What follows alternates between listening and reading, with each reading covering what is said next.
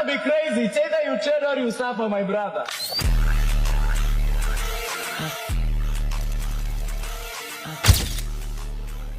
A Forex trader, bro. I trade Forex and make money. Kwani Forex mbona mimi sijai discover? Bro, your Forex. How much would you say you have made out of Forex in the 5-6 months you've been in this space? 50 million to 100 million. 50? They appear out of nowhere, young, successful, and mysteriously wealthy. Young men in their early 20s, living lives that don't match their timelines. If you're a 20-year-old in Kenya and you don't have a GLE, then what are you really doing with your life? 1 minute, they're in a tiny hostel room in Juja. The next, they're posting selfies in penthouses overlooking Nairobi. Gold chains, designer fits, cash stacked on kitchen counters like textbooks, and every caption reads the same: Forex changed my life. I cracked the secret. You just need a mentor. But if you look closely, really look, you'll start to notice something strange. The cars don't stay the same, the apartments change too often, the profits always come as screenshots, and the losses, you never see them. Something isn't adding up. Something is being hidden, and the deeper you go, the darker this world becomes, because this isn't just the story of Forex trading in Kenya. It's the story of a carefully constructed illusion, an illusion powerful enough to capture an entire generation, but dangerous enough to destroy it.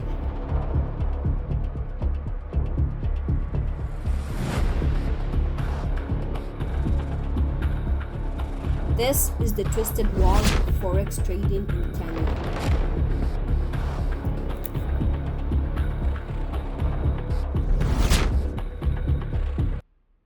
Forex didn't start as a scam. It started as a dream. A promise whispered across universities. You can make money without a degree, without connections, without a job. All you needed was a phone, a broker, and a mentor. Kenya, with its mobile-fast economy and an employment crisis, became the perfect breeding ground. By 2020, Forex wasn't just trading, it was a movement. But every movement needs its leaders, and Kenya got influencers. The year is 2019. Kisii, Kenya. A young university student by the name of Samuel Mogaka Ondieki, better known as Sammy Boy, surprises his community. At a time when many of his peers were struggling to secure employment, Sammy Boy appeared to be living a different reality. He was reportedly driving a Toyota and building a house for his mother in his rural hometown at only 21 years old. According to him, he had taken all of his tuition money and invested it in the foreign exchange market. Many believed the decision was reckless. Some believed it was impossible. But the results, at least publicly, suggested otherwise. Sammy Boy claimed the gamble paid off. While most students were unwilling to risk their education funds, he stated that he had secretly placed his tuition into currency trades and succeeded. Word spread quickly, and soon enough, it took the internet by storm. A simple question started circulating among young Kenyans. If a student from campus could do it, why couldn't everyone else? By November 2022, Sammy Boy's reputation had grown significantly. At just 24 years old, he had traveled to Kigali, Rwanda, where he received an award as Africa's top 100 traders at a regional event. To many observers, this was not just attention, it was validation. Back in Kenya, aspiring traders, broke campus boy, and anyone looking to make real money, escape the matrix, or rather, kutoka block, looked at Sammy Boy and thought, that could be me. By 2024, the once broke campus boy who had made millions at such a young age and inspired a whole generation was now expanding his public image beyond finance. He had ventured into music, lifestyle content, and was now building a personal brand. Visibility in Forex gave him a platform where he could shift into something more than just a trader, something bigger and more substantial, a public figure. Yet, an important question remained unanswered. Was Sammy Boy truly making millions through trading currencies, or was there more to the story? Before confronting that question, it is necessary to understand what followed, because Sammy Boy did not remain an isolated case. He became a template. His story did something powerful. It normalized the idea that forex trading was not just profitable, but attainable. And soon, others would take the formula and amplify it. Some would turn it into a spectacle, some into rebellion, and some into what appeared to be legitimate institutions. This was no longer about trading, it was about influence. If Sammy Boy planted this seed, Raymond Omosa, known online as Kenyan Prince, was the man who watered it with spectacle. Where others flexed, Prince performed. And by 2023, at just 21 years old, he had declared himself Kenya's youngest sponsor, a local term for someone who throws money around on others without flinching. He lived up to that title in every sense. In November 2023, he posted a video that stopped the internet cold. There he was, calm as you like, spreading out 6 million Kenyan shillings in cash across a table, treating it less like a milestone and more like a normal Tuesday afternoon. But the cash was just the opening act. In the same video, he unveiled a brand new Audi sports car and announced himself without a trace of hesitation as the biggest forex trader in East Africa. The audacity alone was something to behold. Not everyone was impressed, and this particular statement would soon result into a very public beef with the man who pioneered this entire movement. Skeptics were loud and quick, questioning where exactly a 21-year-old had sourced that kind of money. But Prince was unbothered. When featured on Tumbili's YouTube channel in a segment titled Kenya's Youngest Scammer, his response was almost casual. $7,000 is nothing to me. Then came 2024, and with it, something harder to laugh off. Rumors began circulating linking Prince to an international fraud investigation. Interpol and Afropol had arrested 24 Kenyans in connection with the massive $8.6 million credit card fraud ring. Prince was not named as a suspect, but speculation ran wild regardless. His response to the noise, social media posts that read, "I've already passed the stage of dealing with the DCI. Now I'm with Interpol and they still haven't caught me. Let them bring the CIA next." Was that the confidence of an innocent man or something else entirely? By early 2025, the performance had reached a new level entirely. He had staged a fake car accident involving his Mercedes purely to generate online buzz, then admitted on national radio that it had all been a stunt for attention. Even his reported breakup with his girlfriend turned out to be theater. The two were reportedly at home, laughing together at the flood of sympathy pouring in from concerned followers online. Prince himself explained the logic plainly. When you hear Kenyan social media, to survive, you have to sometimes play with people's minds a bit so that you trend. And that confession raises an uncomfortable question, one worth sitting with. If Kenyan Prince was willing to fake a car crash for Instagram clout, what else was he faking? His trading success, his wealth, or his entire persona?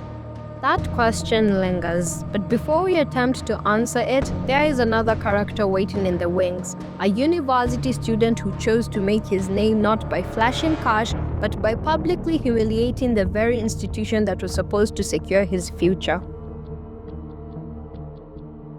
While Kenyan Prince was counting millions on camera, a 20-year-old student at Mount Kenya University was making a very different kind of noise. In October 2023, Onyango Job, who styled himself as Onyango Tate after controversial internet personality Andrew Tate, did something that left his university administrators with little choice. He posted a TikTok video in which he mocked his professor's modest cars, then held up an exam paper to the camera with open contempt. The video went viral, and not in the way anyone would hope. Mount Kenya University promptly suspended him for 1 semester, citing incitement. But Onyango did not retreat. He leaned harder into the rebel image, positioning himself as a prophet of financial freedom for a generation fed up with traditional paths. His message was simple and seductive. The degree your parents pushed you towards was not the only road.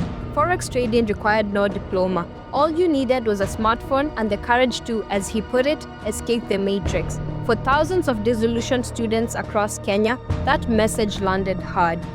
Then came January 2025, perhaps the most brazen chapter in Onyango's story. Fresh from his legal troubles, he accompanied his sister to high school, and there in front of students and teachers, he handed her 60,000 Kenyan shillings in cash as pocket money. To put that figure into perspective, 60,000 shillings exceeds the annual boarding fees at many Kenyan schools. The moment was considered controversial. Some praised his generosity, others called it a tasteless display at a time when most Kenyan families were struggling to make ends meet, while others clearly saw it as pure content. The videos never changed, just the same loop. Stacks of cash on camera and his voice with that familiar line, "If I can make this at 20, what's stopping you?" Fast forward to 2026 and suddenly the performance crossed into reality when Onyango Tate didn't just talk well, he parked it. A Mercedes-Benz, not just a car but a symbol. Proof, or at least the illusion of it, that the narrative he had been selling had finally materialized. Onyango's story represents the rawest, most unfiltered version of the Forex dream. Not just wealth, but the thrill of using that wealth to thumb your nose at every institution that ever told you to sit down and be patient. For many young Kenyans watching from the sidelines, that proposition was intoxicating. But while Onyango played the rebel and Kenyan prince kept the cameras entertained, another figure was quietly building something that looked far more credible. Not just a lifestyle, an empire, complete with an office, staff, and trading screens. September 18th, 2023. Something unusual happened in Nairobi. Robert Ndegwa, known widely as the Pluto, threw open the doors of what he called his multi-million Forex hub. In a feature on presenter Ali's YouTube channel titled Inside the Pluto's Multi-Million Forex Hub, viewers were given a tour. Trading screens glowed with live currency charts, word clocks displayed the time in London, New York, and Tokyo. Young staff members sat at workstations analyzing markets. The Pluto looked directly at the camera and said, "This is where we help Kenyan youths learn how to trade and earn. I'm not just going to do this for myself. I'm creating opportunities for our generation." It was by any measure a masterclass in legitimacy building. Where others were posting car selfies, the Pluto had constructed what appeared to be a genuine trading operation. Physical headquarters, employees, the works. And he came into it with something the others lacked, an established audience. Long before the Forex Hub, he had built a following through his viral loyalty test videos, in which he approached couples in public and offered money to test whether one partner would be unfaithful. This gave his Forex venture instant credibility in the eyes of his followers. By 2023, the Pluto appeared to have everything in order. A thriving business, a growing family, and a 7-bedroom mansion in Utawala, Nairobi that featured regularly in their family vlogs. Enrollment in his trading classes surged. To his growing audience, he was not just another flashy trader. He was a serious businessman and a mentor. The mansion was not consumption, it was proof. Then, in September 2024, the first crack appeared. The Pluto announced that he and his girlfriend had separated after 3 years together. Breakups happened, but what followed was harder to explain away. By January 2025, observant fans noticed something. The lavish 7-bedroom mansion, the one that had served as the backdrop for countless videos, was suddenly listed online for rent at 130,000 Kenyan shillings per month.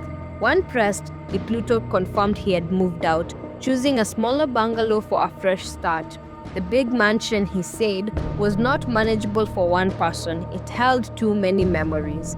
That explanation raised a question he never directly answered. Had he ever owned that mansion at all? Or had it been a rental from the beginning? Piece of the set, much like the Forex Hub itself, the fact that someone else could now offer it for rent or sale said quite a lot without saying anything at all. The Pluto story is perhaps the most sophisticated of the three.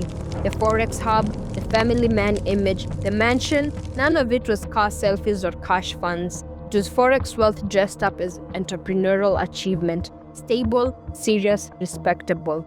Looking legitimate and being legitimate are two very different things. The Pluto had mastered one of them. By early 2025, the carefully constructed empire was showing its seams. The relationship was over, the mansion was empty, and the audience was left wondering what else might not have been quite what it seemed.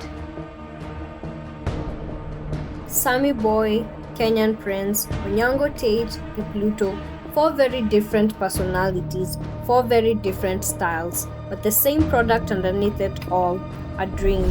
And somewhere along the way, a new archetype had been born in Kenya, the Forex guru millionaire, young, loud, rich, and most importantly, self-made.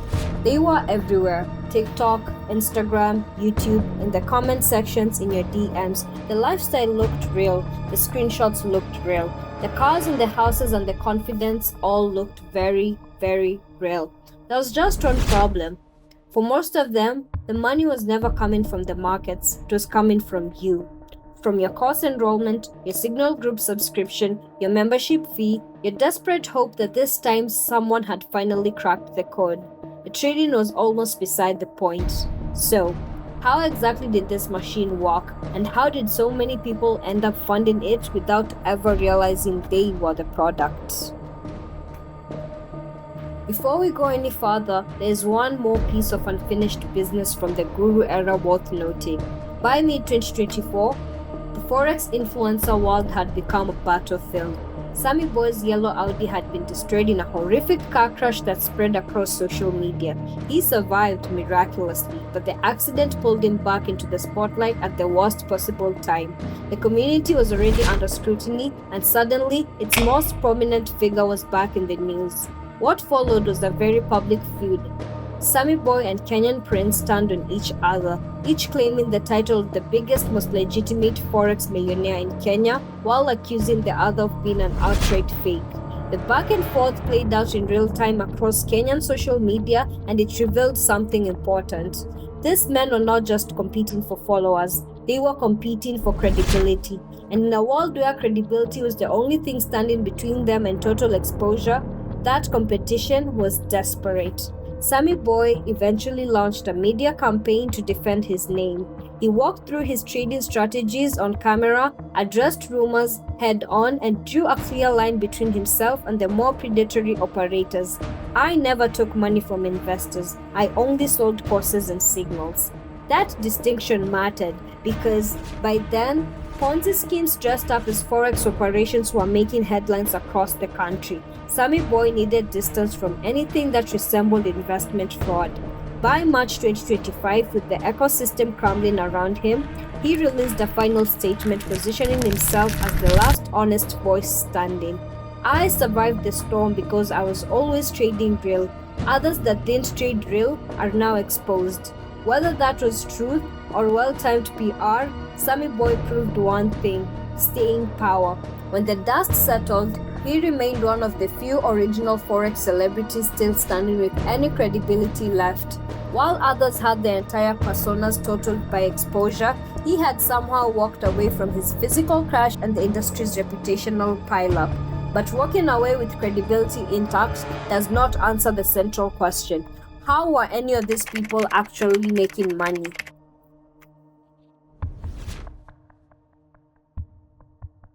The answer is not complicated. It is just not what anyone was being told. The first piece of the model was the Signal group, a Telegram channel, a WhatsApp broadcast, a Discord server. Followers paid a monthly fee, typically around 5,000 Kenyan shillings, to receive trade alerts they were told to simply copy. An influencer with 500 paying subscribers was bringing in 2.5 million shillings every month before opening a single position. But the real design was in how those groups were managed. Winning trades were celebrated loudly. Screenshots, testimonials, public praise. Losing trades were quietly buried or blamed on the market. What subscribers never understood was that with enough people receiving enough signals, some of them will always profit by pure chance.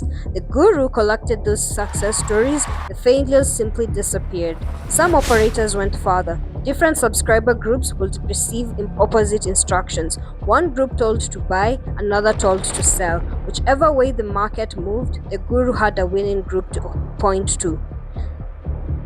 The second piece was the course. 2-week programs for 20,000 shillings. Ebooks of secret strategies for 3,000. Former insiders describe the contents in consistent terms. Around 10% actual trading material.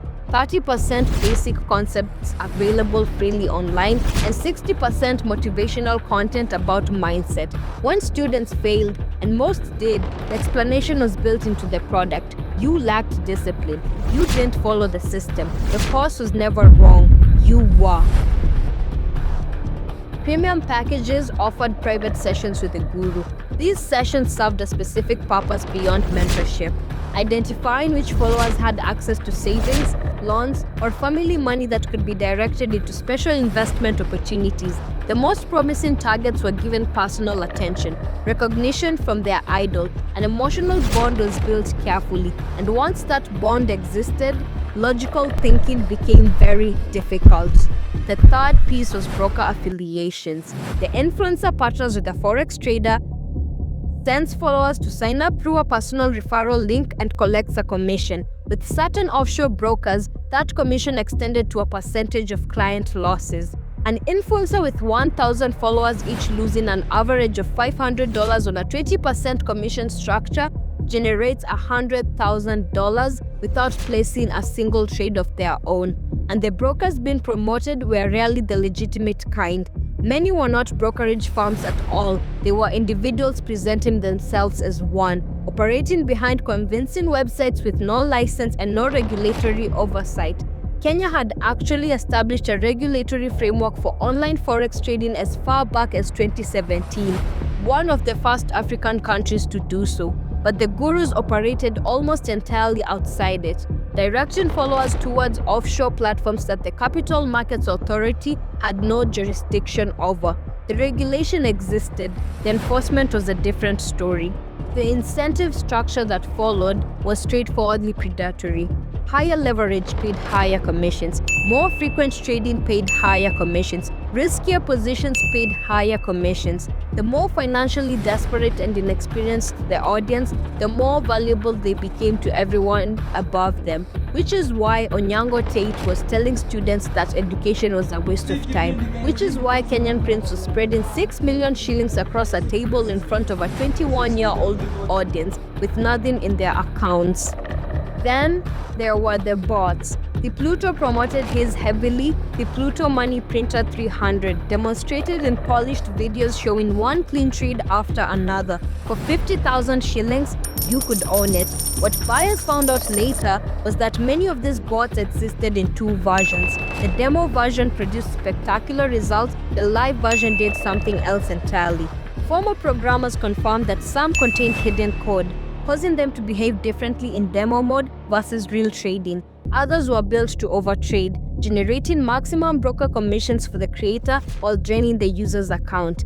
Kenyan Prince ran his own version in late 2023, the Prince Robot Revolution, an AI-powered bot that supposedly identified institutional manipulation and traded against the big banks. 1,000 shillings in, 10 to 15% monthly returns, guaranteed. In practice, it was a modified version of a free algorithm available online, fitted with a new interface. When users lost money, Prince cited unexpected market conditions and offered an upgraded version for an additional fee.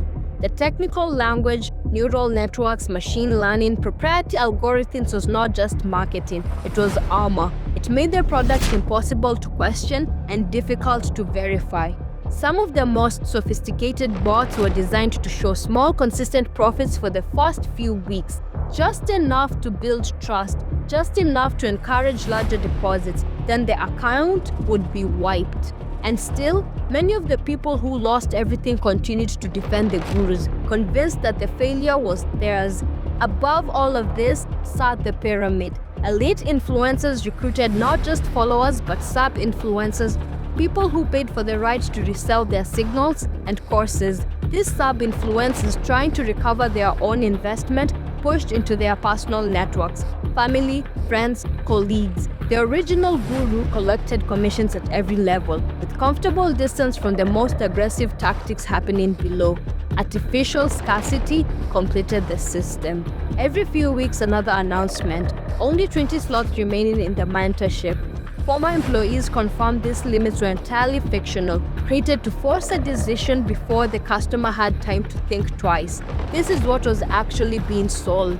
Not financial freedom, not trading education, a product engineered to extract money at every stage, whether you succeeded or not, and in many cases designed to extract more if you failed.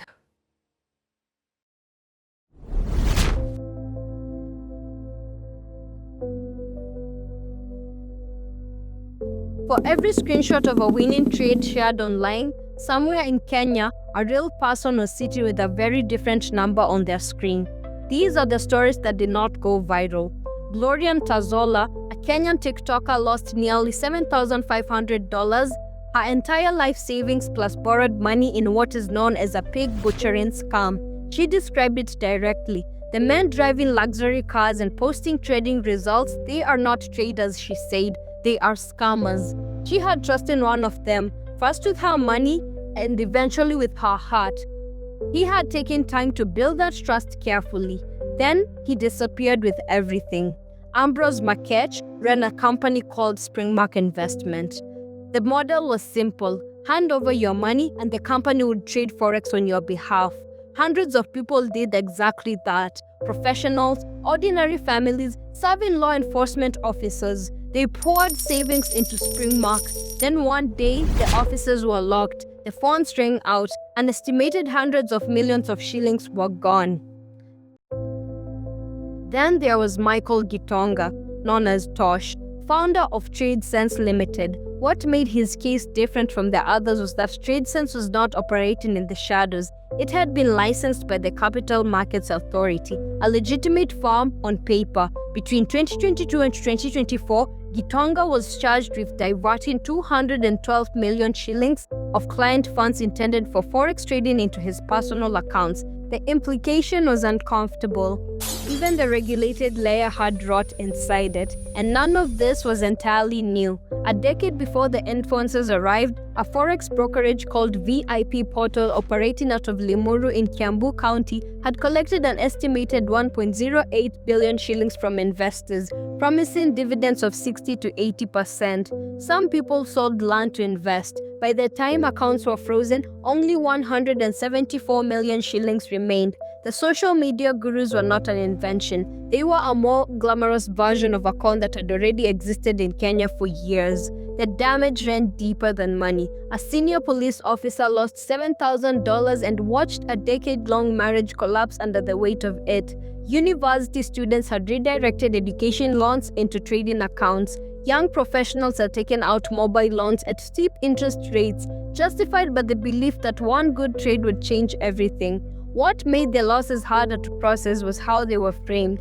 The system had been engineered so that when things went wrong, students blamed themselves, not the signal, not the course, not the guru, their discipline, their mindset, their failure to follow the system. That belief kept some people going back, depositing more, losing more, convinced that recovery was just one trade away. The dream sold by these influencers left a specific kind of damage, not just empty accounts, a broken trust in one's own judgment, a lost window of time, a setback that, for some, would take years to climb out of, and the machine did not stop when the gurus were exposed. In December 2025, a Forex and crypto trading platform called Optcoin collapsed without warning. Users were locked out of their accounts, withdrawals were blocked, no communication came. Then, when victims tried to recover their funds, they were redirected to a new platform, one that required a registration fee of at least 24,000 shillings just to access what they had already lost. The names change, the method does not.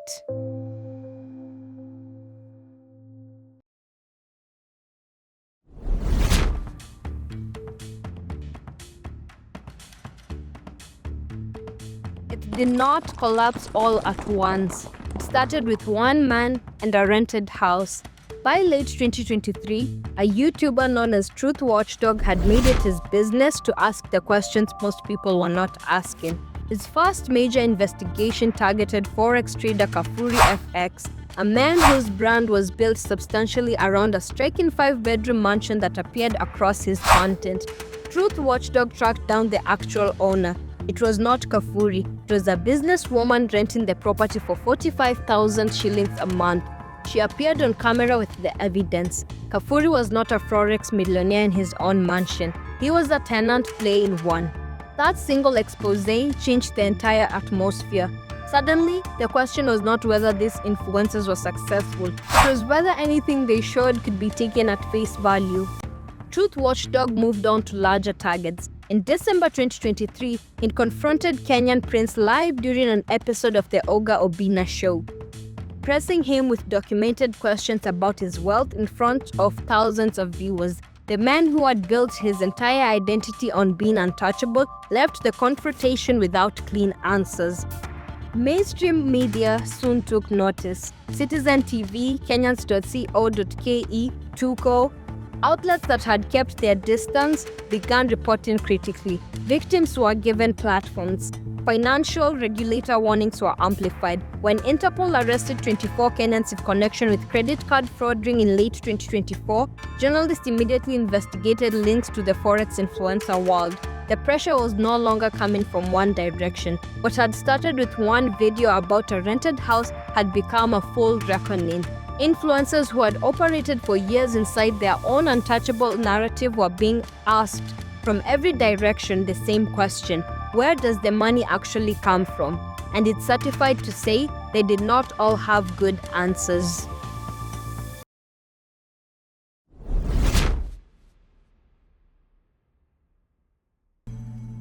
With all of that on the table, it would be easy to write off Forex trading entirely. But that would be the wrong conclusion to draw. The Forex market is real. It is the largest financial market in the world, running 24 hours a day with a daily volume exceeding $6 trillion.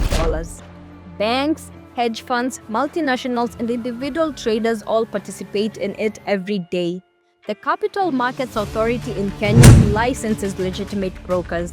Certified analysts exist who offer genuine education, without the cars, without the countdowns, without the manufactured urgency. Legitimate trading is by comparison unglamorous. Risk management sits at the center of it. Experienced traders rarely risk more than 1 to 2% of capital on a single trade. Realistic annual returns sit between 10 and 20%, not 10 to 15% per month. Losses are acknowledged as part of the process. People are living through Forex, but the truth is that it's just a hard business like all other businesses. Most professionals will tell you plainly that the majority of people should not quit their jobs to trade full-time. None of that makes for a compelling TikTok. The fraud was never the market, it was the promise layered on top of it. Guaranteed returns, a secret system only the guru possessed, available to you for a limited time, at a price that felt like nothing compared to what you stood to gain. And here is where the story lands its final irony. While thousands of Kenyans were losing money chasing the Forex dream, the real financial opportunity had been sitting in plain sight the entire time. Not in the markets, but in the content being made about them. Courses, signal groups, broker commissions, YouTube revenue. The gurus were not trading their way to wealth. They were selling strategies that not even themselves knew. And their audiences, convinced they were learning, were the ones keeping the whole operation running. Kenya's Forex story is not really about trading. It is about a generation that was hungry for a faster road, and a group of people who saw that hunger, packaged it, and sold it back at a price many could not afford to pay. The damage was real. Savings gone, loans unpaid, marriages broken, students who gambled their education funds on a dream they were told was within reach. Most of it never made the front pages. Most of it never will. If there is a lesson inside all of this, it is not that ambition is dangerous. It is that in any space where people are desperate to believe something, someone will eventually show up to sell it to them. Think about it. Nobody making millions would be online begging people for a registration fee to teach them how to be millionaires. Be skeptical of the screenshot. Be skeptical of the countdown timer. Before you hand over your money to anyone promising to teach you how to get rich, ask yourself, who in this arrangement is actually getting rich? The dream keeps the crowd moving. The machine behind it keeps getting richer. If this has been valuable, share it with someone who needs to see it. Leave a comment with your own experience of the Kenyan Forex scene and subscribe, because this is only one corner of a much larger story. The best investment you'll ever make is in your own financial education. Forex won't save you, only information will. Until next time, keep decoding and subscribe.